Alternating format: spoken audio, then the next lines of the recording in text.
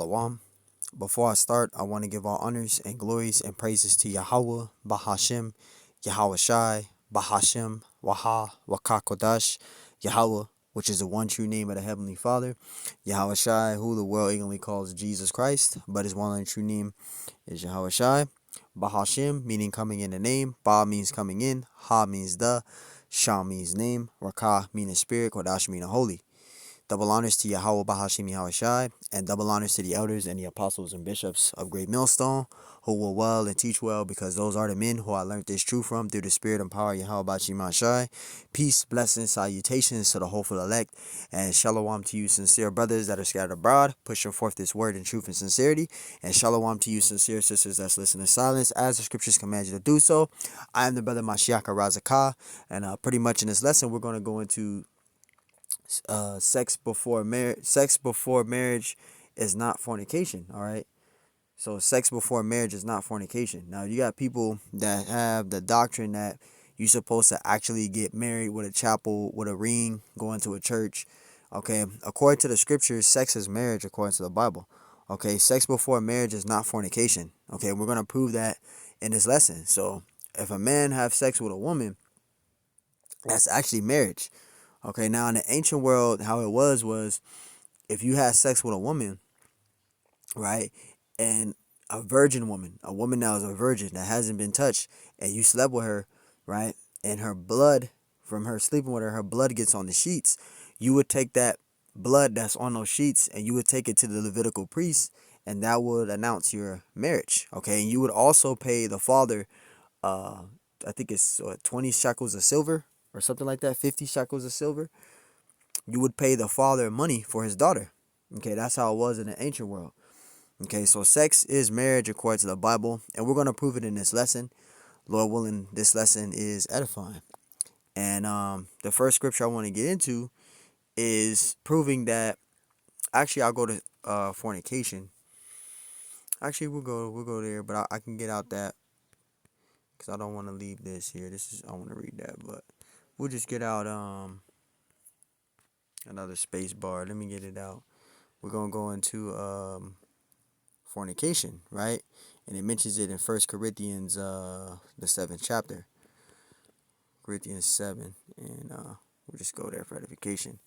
And it says, this is 1 Corinthians 7 and 1. It says, now concerning the things whereof, it says, ye wrote unto me, it is good for a man not to touch a woman. And it says, verse 2, nevertheless to avoid fornication. Now, when you read this here, when it talks about fornication, that's not talking about, having sex and not being Esau married. Okay, that's not what that's talking about. Okay, when it says fornication, which we're going to get that meaning out, but it says, verse 2, nevertheless to avoid fornication, let every man have his own wife, and let every woman have her own husband. Okay, now let's get to the meaning of what's being said here, and we're going to go into the blue letter, and Lord willing, get this out. So when you go into the meaning of that word fornication there, it goes into G4202, which is porneia. Strong's G 4202. Porneia. Porneia. It says licit in sexual intercourse, which that's incorrect there. And we're going to prove that this is incorrect. And it says right here is, because some of these blue letter definitions you got to be careful for, because not all of the answers in the blue letter is right. Some of them is wrong, some of them is errors, and some of them is right. You just got to really read and look at which definition has the correct meaning, because in the blue letter you got a lot of errors in it. Okay, you can't always go off of the blue letter all the time. That's why the elders in Apostle Great Millstone, they tell us, when you go into blue letter, you can't depend on it all the time. Okay, it says for that, so the Greek word for porneia is G4202. So we know where it says the first one, it says illicit sexual intercourse, which that's incorrect. Okay, it says letter A. It says adultery, fornication, homosexuality, lesbianism, intercourse with animals. That is correct. Okay, that is correct. That's fornication. Okay, adultery is fornication. Sleeping with another man's wife, that's fornication. Okay, it says fornication, which fornication is adultery. Adultery is fornication. All right, it says homosexuality, that's fornication. Lesbianism, that's fornication. Intercourse with animals, That's fornication. Sexual intercourse with close relatives. So what's that mean? Sleeping with your brother's wife, sleeping with your, or your father sleeping with your wife, or your uncle sleeping with his brother's wife, or things like that. That's close relatives, or sleeping with, your sister. Well, that's incest, but sleeping with close relatives in general, that's fornication. All right.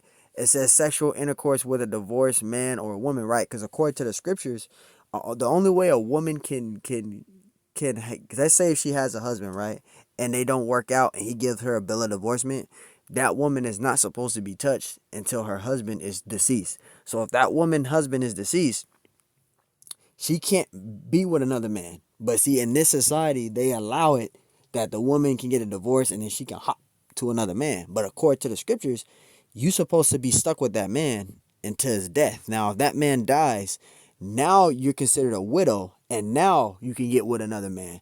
But according to the scriptures, whatever man you had a baby by or you lost your virginity to, you're stuck with that man. According to the Bible, you're not supposed to be with another man, and your husband is still, your former man that you have a kid with, or you with, or a man that you lost your virginity to, he's still out in the world, and then you're not with him and you're with another man. That's adultery according to the scriptures. But this is why we have grace, because majority of our women that we're with today, a lot of them is like that. A lot of them is not with their man that they lost their virginity to, or the man that they have kids by. They're no longer with that man. Now they're with another man.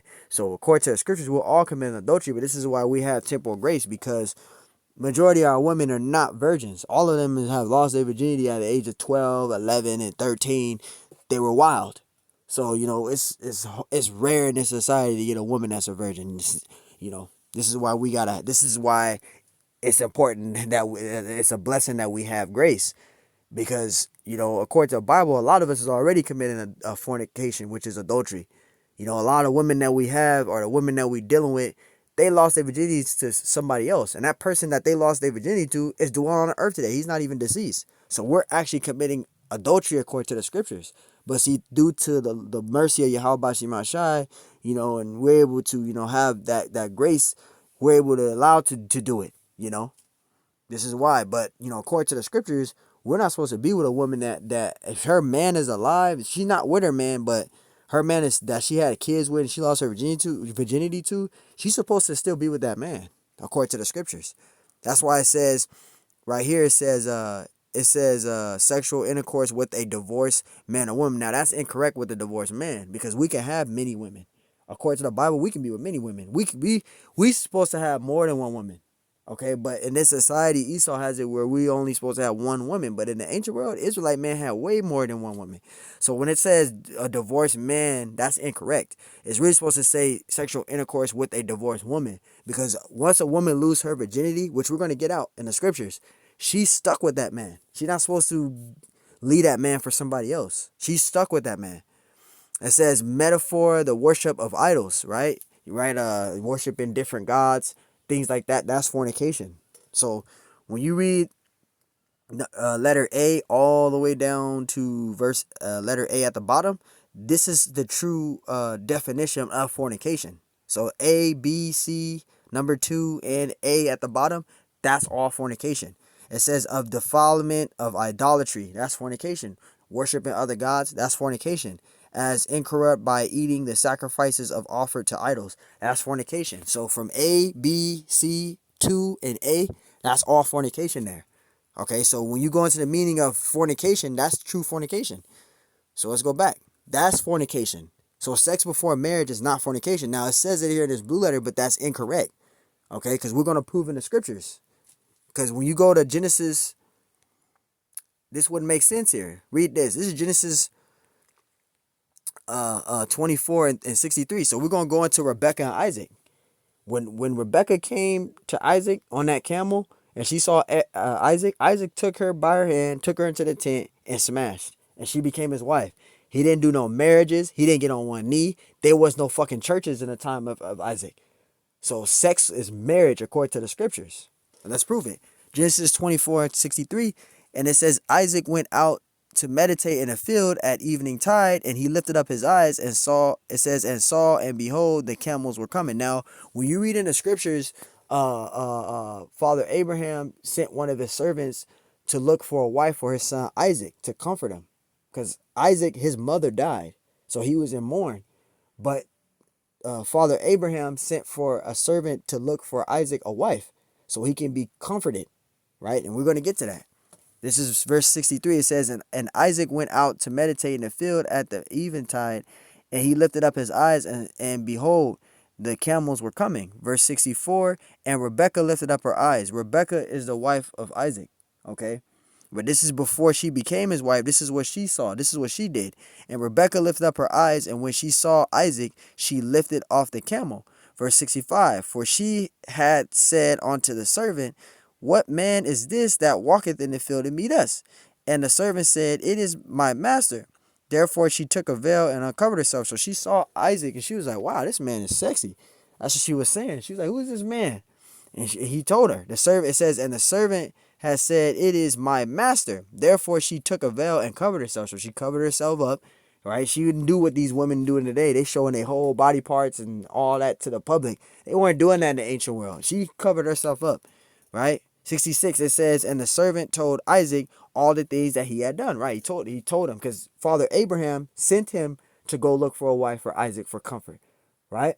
So he told him all the things that he did, right? Verse 67, and Isaac brought her into his mother's tent. See, Isaac brought Rebekah into his mother's tent. He didn't get on no ring.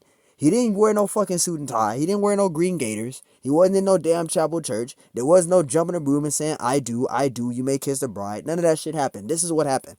Verse 67, and Isaac brought her into his mother Sarah's tent, right? And took Rebekah. He took Rebekah. He smashed. He took Rebekah, right? And she became his wife. How did she become his wife? They had sexual intercourse, right? That's the only way you can become your wife, is having sexual intercourse. And we're going to prove it going to Deuteronomy, the 22nd chapter. Verse 67, and Isaac brought her into his mother Sarah's tent, and took Rebekah, and she became his wife. And he loved her. He had sex with her. He had sex with her. Okay? It says, and he loved her, and Isaac was comforted after his mother's death. See, so he took Rebekah. He had sex with Rebekah. He took Rebekah, and she became his wife.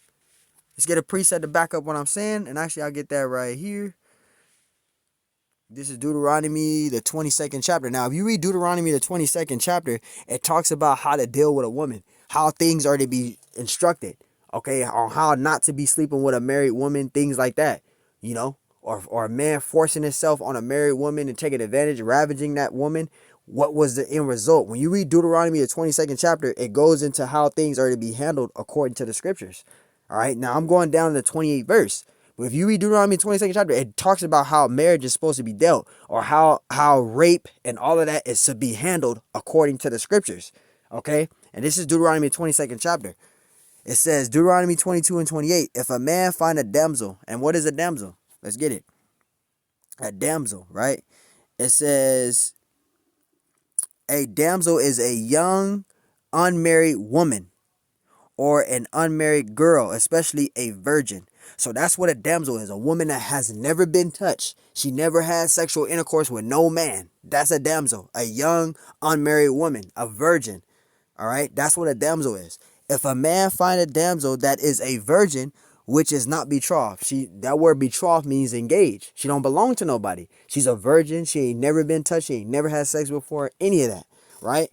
And lie hold on her. What does lie hold with her? Lie hold means to force, right? And lie with her meaning have sex, right? And they be found, right? Verse 29. Then the man that lied with her, he lied with that woman, that betrothed damsel, that virgin woman, right?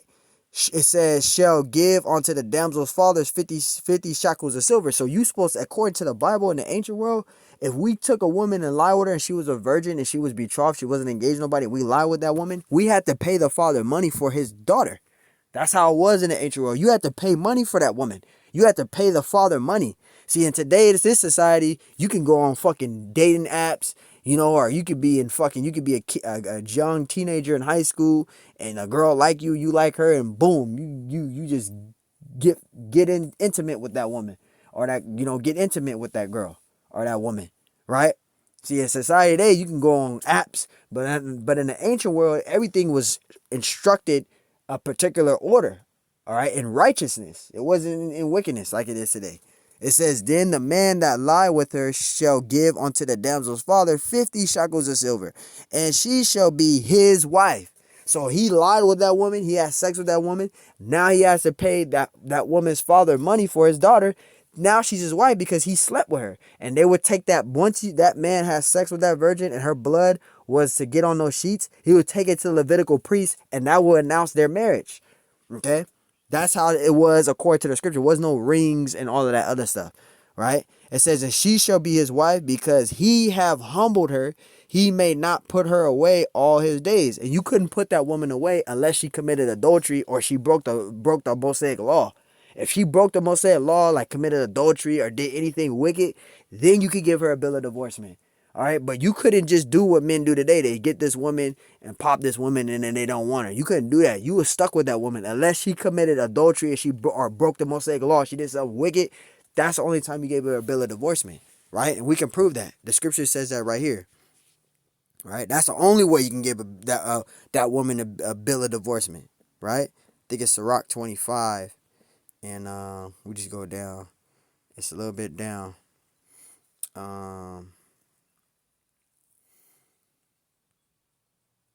Because that's the only way you can give that woman a bill of divorcement.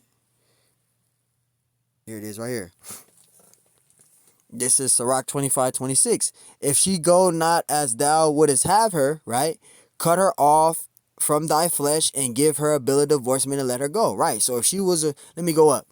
This is Sirach 25:25. Give the water no passage, neither a wicked woman liberty to get abroad. A wicked woman. Because the scriptures tells you on how to deal with a woman if she's wicked. If she's disobedient, she's wicked, she's doing what she want to do. She's not being submissive. She's not doing any of that. The scriptures gives us instruction on what to do. If she go not as thou wouldest have her, right? She's supposed to, a woman, a wife, or a woman that you get, a wife, she's supposed to be your support. She's supposed to be your comfort. She's supposed to be there for you. She's supposed to serve you. Because woman means servant. She's supposed to serve you. She's supposed to serve her husband. She's supposed to be submissive to her husband. She's supposed to be subjected to her husband, right? It says, if she go not as thou wouldest have her, cut her off from thy flesh and give her a bill of divorce and let her go. So that's how you deal with it according to the scriptures. That's how you would deal with a woman. The only way you could get with a woman is if the only way you could get rid of a woman is if she wasn't doing the things of you, right? Or if she was committing adultery, if she was being wicked, right? She was doing everything contrary to the law, Mosaic law. Then you would give her a bill of divorcement. Then you would let her go. Okay, but again, getting to the main point, sex is marriage according to the scriptures, and we proved it. Okay, sex is marriage according to the scriptures. And if you go into the Zodovan Compact Bible Dictionary, it also mentions that the definition of marriage, it means sexual intercourse, sexual intimate intercourse of a spouse. That's what marriage is. When you go into the Zodovan Compact Bible Dictionary, look up the definition of marriage. It tells you that. Now I would get it out, but I can't find it. I've been trying to go into here, but it won't pop up the Zodovan Compact Bible Dictionary. But if you look up the meaning for the word of marriage, which I wish I can get here, it would mention it. It would tell you what marriage is. Okay, it would tell you what marriage is. Let me see. Let me see if I can get it. So I just took a picture of it. So this is in the Zodovan Compact Bible Dictionary. Now, when you go into the meaning of marriage, you can look this up. It says marriage. It says marriage is an intimate personal union to which a man and a woman consent, right? Consummated and continuously nourished by sexual intercourse. So sex is marriage according to the Bible. It says, and perfect in a lifelong partnership of mutual love and commitment. So that is what marriage is according to the scriptures. Marriage is sex according to the Bible. Okay, this is the Zodovan Compact Bible Dictionary. Anybody can look this up. So that's what marriage is according to the Bible. Okay, marriage is sex according to the scriptures, and we proved it, man. Okay, so hey, Lord willing, this lesson's edifying. I want to give all honors and glories and praises to Yahweh, Bahashem Yahushai, Bahashem Mahal Wakakwadash. And Lord willing, this lesson was edifying. So again, sex is marriage according to the scriptures. Okay, sex before marriage sex before marriage is not fornication, because sex is marriage according to the Bible. Okay, so that shit in Christianity, they say, oh, you supposed to get married with a ring and all that. That's bullshit. Because according to the scriptures, we just proved it, and we went to the Levan Compact Bible Dictionary that sex is marriage, and having sex is not fornication. Adultery is fornication. All right. It said homosexuality, lesbianism, right? Sex with close relatives, having bestiality, sex with animals, right, and worshiping false gods. That's fornication. Having sex is not fornication. It's not a sin. It's not fornication unless you're committing adultery. Okay, unless you're committing adultery, which is fornication, sleeping with another man's wife. That's fornication. But if you sleeping with a woman that doesn't have a husband, she doesn't have a man, and you sleep with that woman, that is marriage according to the scriptures. That's not fornication. So, Lord willing, that's on edifying. Till next time I say, Shalom.